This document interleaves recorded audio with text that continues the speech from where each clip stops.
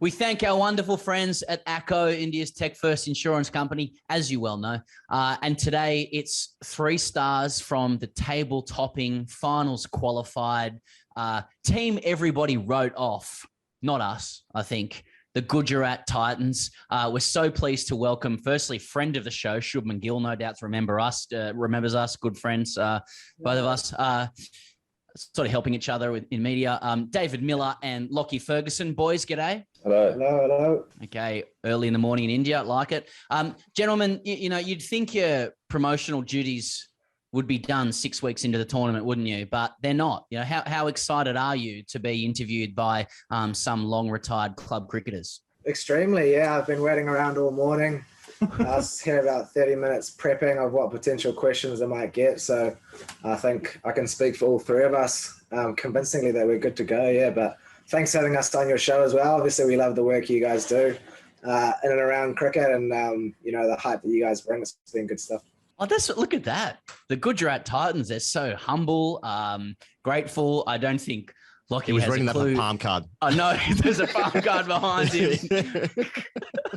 Okay, let's talk about club cricket then. Shubman, let me start with you. What's your relationship to club cricket or school cricket? We talked to Prithvi last week. His top score in school cricket was 546. Do you have, similarly high scores where you were just too good for young kids and shouldn't have been playing? We have a bit of different cricket system up north. We don't really have school cricket that much, but we do have inter-district cricket, which is, I think, similar to school cricket in the western part of India. So up there, yeah, we used to have a lot of inter-district matches between the districts and the cities. And my highest score was in actually under 16 districts. I scored around 420 runs. Jesus. around 420. Was that in the season? This one match. It was a 2-day match. David, I want to go to you. I've got a 2-pronged question here. Like, what are we looking at for you? Were you sort of mercurial at rugby, hockey, tennis, squash? Was it always cricket? Was it always biceps? Was there any leg work in there? And also, when did you first start dominating, adults? Because, you played for South Africa when you were 20, right? You were 20 when you debuted for your first game. Are you talking about Lockie or myself? School sports in South Africa is pretty big. So club cricket, respectfully, is not too much of a thing. But like if you noticed at school, you play in your provincial age groups growing up. And then from there, you can sort of, once you leave school, you filter into like a academy after school. And then, yeah, pretty much that's the kind of system. Club cricket, by all means, still exists and still takes place. And like I say, respectfully, because I think my top club score is probably like 15. Good comp. Yeah, but I mean, it was a pretty cool journey, and I did start at 20 with South Africa. Like I said, it was a pretty early start. What happened to hockey? No, it was more just to keep fit. You didn't have the calves for hockey? No, I had the quads. Spot positions. You don't have the calves for hockey. All right, Shubman Gill was firing shots over there. Firing Just doing shots calf early. races for days. Yeah, okay. Lockie, you bowl absolute wheels, so you'll have some great stories from club cricket. And can I just start by saying, we were talking off air to a couple of guys who played with you at the Sharks in Sydney and off record. And I got to say, they were a bit disappointed that they didn't get the 155s, Lockie Ferguson.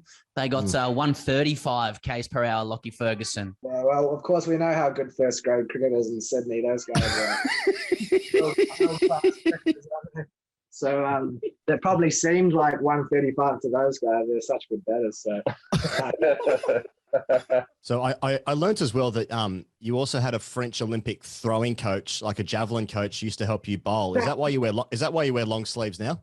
Yeah. Do you have the video? Sure, you had that. And that's I haven't got the video. No. I was on like the cricket show in New Zealand, and Dooley and Mark Richardson were trying to make me bowl quicker, and they had all these great ideas. So I saw a sprint coach who's now Chris Dance in the strength and conditioning, and I forget his name, but yeah, he was like an interesting catch and a cat, and he was just telling me to like, without anything in my hand, just throw my arm as quick as I could, and he was like listening to it. He's like, yeah, I feel like you can bowl fast. I feel it was a weird experience, but you know, obviously it all helps. Yeah. Javelin. He was trying to get me into javelin, but I'm glad I took the crew path. I'll stick with you, Shubman, because I mean, you're so right, man. You've had a great tournament. In fact, all three of you have had great tournaments so far, as well as the team, top of the table, of course. But for me, the highlight in a game involving Gujarat so far was when Liam Livingston hit 117 meters 6 off Mo Shami. And then Mo Shami was just laughing about it as well. I mean, it helps when you're top of the table, you can do whatever you want. Shubman, I want to know, where were you fielding when that ball went in the air, and what was the first reaction? I was actually at mid wicket and it flew over square leg, and I was like, I've never seen a ball go so far in my life. It was just, it never came back. I lost it. I swear I lost it. I swear I lost it. I was at the mid wicket, and I was actually at the closest to the ball. I was at mid wicket. It flew between me and square leg, and I just lost it in the sky. Did you even think about going and getting it? And I think Millie was at long on, and I looked at him. I was like, I actually also lost it. I mean, I must be honest. I had a side view of it, and I thought it was going out the stadium. Yeah. It just stayed in. But yeah, definitely the biggest I've seen. I mean, I didn't even see the ball. I just saw the signal for 6 and glad it was only 6. Boys, you've won in so many different ways in this tournament: high scoring, low scoring, come from behind, defending low totals. So I guess the question is this the easiest tournament you've ever played in? No, it's far from that. It's a very tough tournament, but it seems like things have been pretty rosy so far. But there's a lot of stuff that goes behind the scenes that guys put in a lot of hard work. And as you say, a lot of close games, getting behind each other, as you mentioned. So yeah, it's been a tough tournament so far, but we've made it look a little bit easier than it really is. It must be very satisfying just to be top of the table and say, it's actually a very strong league this year. It's very high standard. It's actually one of the best I've seen. It's one of the best I've played. But we just happen to be winning. Just. It's one of those things, eh? David, I'll stick with you. Everyone we've spoken to recently, once we told them that we were doing this with you, and everyone said Dave Miller is a great guy. That's what everyone says. Everyone says it about you. So I want to know, first of all, do you think that being a great guy in the IPL should mean that you get a couple of zeros added to the to the auction price? And also, have you spoken to maybe your compatriot Faf du Plessis about some rig work? Legs, biceps, taking the shirt off. We get a lot of comments about shirts being off. Instagram, 1 million followers. I've clocked that. Have you spoken to Faf at all? I don't know where you're getting the source from, but we'll take it. Thank you for the amazing compliment. I mean, it's something that I wake up every morning to and trying to be the best version of me. I think, look, I wish I got extra zeros at the end of my paycheck for being such a good guy. No, I don't know where this is coming, where this is going, to be honest. We're just journalists who just do a bit of background research, David. Yeah, we're journalists. Yeah, we're journalists, and I guess I want to ask you, particularly now that you've confirmed that you just try and be the best person that you could be every day. When we look at great rigs around the tournament and around international cricket, we think about people like Marcus Stoinis, and then we think about some of your compatriots like Faf du Plessis and Aidan Markram. And do you feel like David Miller should have more respect put on his name when it comes to rig and profile? Because I'm looking. Well, I'm like everybody else who's watching this, and I'm looking and I'm liking what I see. And do you think your name deserves to be mentioned in, I guess, in that air? Look, I wake up every morning and I look at myself in the mirror and I tell myself the same thing. So I try and sort of strive to be in that category. But I've still got a few years on me, I think. But the one sitting next to me here is pretty lean and keen in the gym. He's there every day, twice a day. But look. He wakes up and he's like, oh, I should have more respect. I have 1 million followers on Instagram. That's rich coming from you, eh? What are you, 2 million? Not yet. Not. I suppose it's just natural genes, eh? What would you say? Yeah, that's why I struggle. It's just genes. There's nothing I can do about it. I tell you what, I'm 5 minutes away from getting a Gujarat polo because they are looking sensational. Just hugging all the right places. Yeah. Hugging all the right places. Sorry, we're just objectifying you now where you guys sit there and enjoy it. Just enjoy it. Yeah. Shubman, great as we go to air. Great knock the other night against Lucknow. We're lucky enough to see footage of the team celebrating with a cake, which soon after ended up being smothered on your face. I understand this is a ritual and a sign of respect, but I guess I just want to know, like, how does it, just for people watching out there, because we watch all this footage of the cake being smothered on the face. When it comes to me, because when everyone else is doing it, they are so like civilized, eat, and get on with it. And I had just showered before that. Honestly, I had just showered, and it only seems to be a ritual when it comes to me. They just love putting cake on me. He tries to look after his hair so well, so it's a good time to just sort of mess that hair up. Eh? Shubman, what sort of care do you take for your skin and your hair? Because they just look resplendent. I have to say, you look wonderful. For my hair, to be honest, not that much, but for my skin, I do have like a night routine, like a 5-step night routine. Yeah, 5-step. Yeah, 5 steps. Starts with face wash and then some toner, then some couple of serums, and then topped up with like a night cream. I like it. I use a night cream as well. But whatever you're using, it's working, brother. Respect. Thanks, bro. He is 22. I was going to say, yeah, that's true. Helps me Yeah, 22. Yeah. What's the secret? I'm 22. Yeah. Just another one, boys. The other evening, we saw the great man Jasprit Bumrah take 5 for 10 as Mumbai went down to KKR. Respect for that performance and everyone involved. And he said afterwards, disappointed with last night's result, but a memorable evening nevertheless. And I just wanted to know, have you guys ever scored 100 or taken a 5-for in a losing side? And how devastated were you that night that things just didn't work out for the team performance? How obligated do you feel in public to say that you're still disappointed with the loss when privately you must be absolutely elated with making 100 or taking 5 for in a losing side? And it actually makes sense because who would want to fail? You may not be able to play the next game anyway. So, I mean, do you feel a lot of pressure just to convey disappointment when you're sitting in the dressing room with your head down, looking disappointed and thinking, I am the man? Look, I think you do get to that stage where you've got to say the right things, but no, I feel like it's how much you invested in the team and what the guys are the connection to the team that you have, where you genuinely want the guys to pull through and get wins. Unlike my club team back at home, but you're the loser. It's a little bit of a no. It's not really about the result. It's more about the after effects, the enjoyment afterwards. But no, I think you're always wanting to, as a professional sportsman, you always walk onto the field wanting to win, and that's ultimately why we play this game, to compete at the highest level. And yeah, it's disappointing when it doesn't go your way, but you would far rather lose a game doing really well and competing as a team than just bellying up as a team and losing. So it's more so the character that you show on the field, how you lose, really. Well, let's test that now, because Lockie, I'll ask you, let's say hypothetically you take 5 for 12 overnight, and then someone in the hotel next day says, how did you go? And the team's lost by 130 runs. But you've taken 5 to 12, and someone in the hotel says, hey, how'd you go last night, Lockie? What do you say? Do you say your performance, or do you say the team score first? Who am I talking to? It is a guy.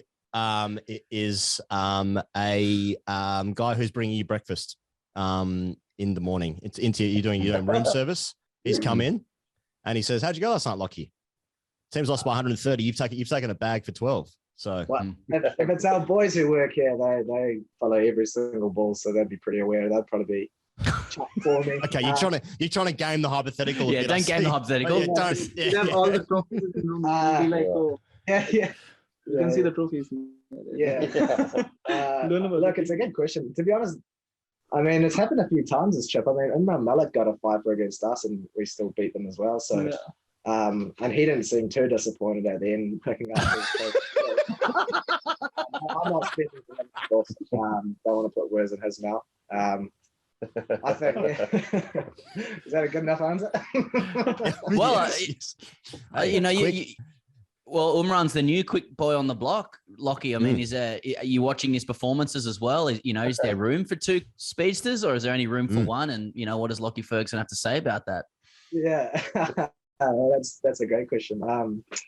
Look, I think it's awesome. Obviously, I love fast bowling, and I love guys who charge in and try bowl as quick as they can. And he's obviously got a 6th gear, and he uses it every ball. So it's pretty amazing to see a kid like that sort of clock up those speeds. So I'm in full support of it. And then just hopefully don't have to face it too much more than anything. But there's a good. I mean, it's no secret. There's a good sort of fast bowler society where we tend to get around each other. So good on.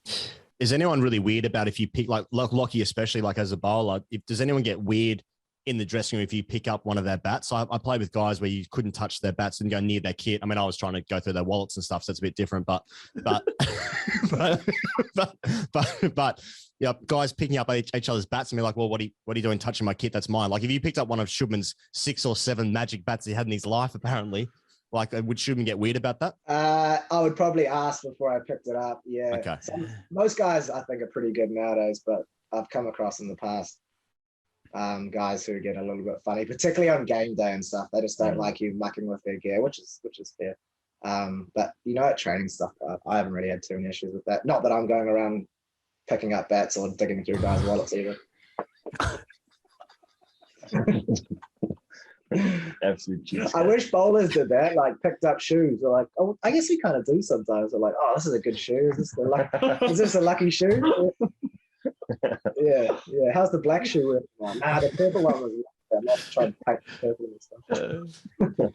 It's not black. I just color it in with a Sharpie. I colored in. Yeah. I got a magic Sharpie, but I always color my shoe in with this one Sharpie.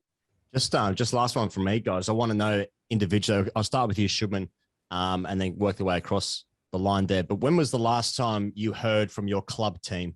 So Lockie, I know there's Parnell, CC for you. I'm not sure about David and Shubman, where you guys play your club cricket. But when was the last time someone from your club contacted you, and what did they want? It's actually been a long time for me. The last when I played districts is what you mean, right? Like our club is must have been in 2019 or 18, I guess, because that was the last time I actually played district cricket. And what did they want? They asked me if I'm available for the district.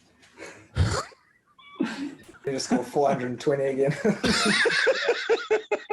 I struggled last week.